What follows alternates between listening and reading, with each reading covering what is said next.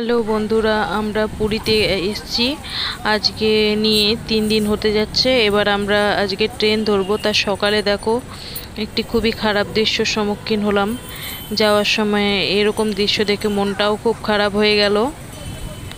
সকালে কি হয়েছে, আজকে সকালে শনিবার ছিল দিনটা, আর আমাদের তো নিরামিষ খাই আমরা।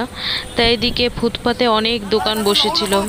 তারপরে আমি বরকে বললাম যে চলো তাহলে ফুটপাত দিয়ে কিছু নিরামিষ খেয়ে নেওয়া যাক, তাহলে আর রাস্তায় চিন্তা থাকবে না। তারপরে এসে দেখি যে ফুটপাতে যতগুলো দোকান ছিল তার মধ্যে একটা দোকানও নেই, হঠাৎ করে উধাও হয়ে গেছে। আমি বললাম যে এই দোকানগুলো হঠাৎ করে কি হলো। তারপর দেখি যে এক গাদা পুলিশ এসে সব দাঙ্গা হাঙ্গামা শুরু করে দিয়েছিল। জেসিবি এনে যত দোকানপাট ছিল সব এইভাবে তুলে দিচ্ছে, আর যাদের যাদের দোকান সরাতে পারছে না তাদের দোকানগুলো কিন্তু এইভাবে ভেঙে দিচ্ছে। সত্যি আমি বুঝতেও পারিনি যে পুরীতে এসে এরকম একটা দৃশ্যর সম্মুখীন হব। আমার খুবই খারাপ লাগছিল, কিন্তু আমার খারাপ লাগলে তো কিছু করার নেই, বা জনগণের খারাপ লাগলেও কিছু করার নেই। এটা নাকি প্রাইভেট এরিয়া, তাই এখানে দোকান করা ইললিগাল।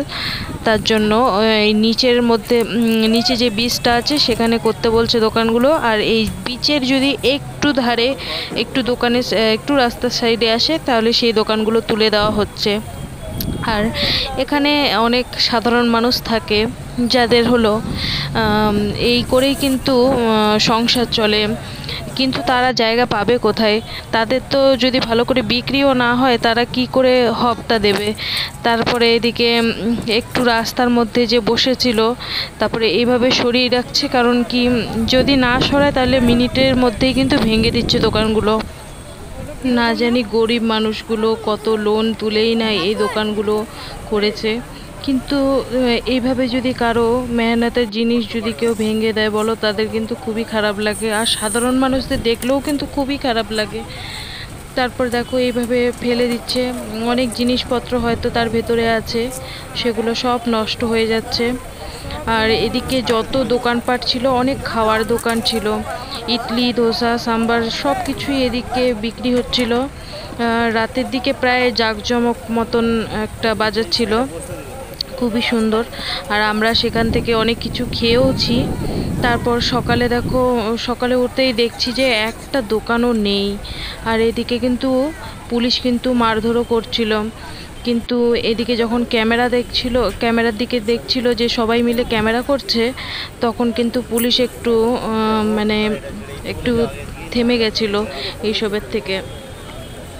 অনেকে হয়তো বলছে যে এটা করবেন না প্লিজ, আমাদেরকে একটু টাইম দিন, কিন্তু এদিকে কোনো টাইম দেওয়া হচ্ছিল না, বরঞ্চ তাদের দোকানগুলো না সরালে ভেঙে দেওয়া হচ্ছিল। দেখো এইদিকে 4 জন মিলেও কিন্তু দোকানটাকে কোনোভাবেই তারা তুলতে পারছিল না। এত ভারী দোকান তারা কি করে তুলবে? এর ভেতরে তো অনেক জিনিসপত্রই আছে, সেগুলো কি করে তুলবে? আর এই 4 জন মিলে কি হয় সেটা তোলা সম্ভব? এদিকে কত বালির মধ্যে কি করে তুলবে? কিন্তু তারাও প্রাণপণে চেষ্টা করেই যাচ্ছে যে যে করেই হোক আমাদের এই দোকানটাকে বাঁচাতে হবে, কারণ আমরা এই দোকানটা অনেক মেহনত করে বানিয়েছি। এদিকে দেখো মহিলা পুলিশটা কিন্তু লাঠিচার্জ করেও দিয়েছে ছেলেটার ওপর। ছেলেটা কিন্তু রিকোয়েস্ট করেই যাচ্ছে, কিন্তু দেখো চোখের জলও বেরিয়ে গেছিলো, খুব কাঁদছিল ছেলেটা। কিন্তু এদিকে পুলিশ শুনছিল না। এদিকে পুলিশ কিন্তু পুলিশের মতন কাজ করেই যাচ্ছিল, বলছিল যে আমার দোকানটা ভেঙো না প্লিজ, কিন্তু পুলিশ শুনছিল না। শুনলো তখন যখন এদিকে সব ভিডিও করছিল, ভিডিও এদিকে দেখে তারপর তখন ওরা একটু থেমে গেল, যে না এবার যদি ক্যামেরার সামনে এসে যাই আমরা, তার জন্য থেমে গেছে। সত্যি কিছু বলার নেই। আমার খুবই খারাপ লাগছিল যে যাবার দিন এরকম একটা দৃশ্য আমি কখনোই আশা করিনি যে আমার চোখের সামনে এরকম একটা দৃশ্য হবে। আমার ভীষণ খারাপ লাগছিল। আর এদিকে দেখো ভাঙচুর হয়ে সব কী অবস্থা। হয়তো নিচে দোকানপাট করতে দেয়, কিন্তু নিচে দোকানপাট যদি করতেও দেয় সেখানে তো সমুদ্রের জল চলে আসে, তাই সেখানেও তো সেফটি না বলতে গেলে।